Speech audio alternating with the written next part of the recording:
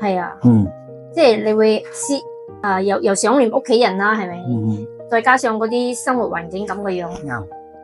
呢幾個月入邊，俾你喺嗰度有冇一個覺悟嘅醒覺嘅一個感受咧？唔知係醒覺，係直頭要徹底嘅覺悟。唔好再重犯呢一條路。我亦都有幫我嘅室友講，如果我再行入去第二次見到我話，我會喺你面前自殺。我講我唔想再入第二次，真係好驚，真係好驚。真係好驚。真係嗰種唔係。好彩你冇中憂鬱症喎。咁就好啲，咁我都仲可以勉強適應得到落嚟啦。但係都講真嘅，都會有啲開始嘅時候真係有啲唔習慣。你被捉嗰第一刻，你嘅感受係咩？驚。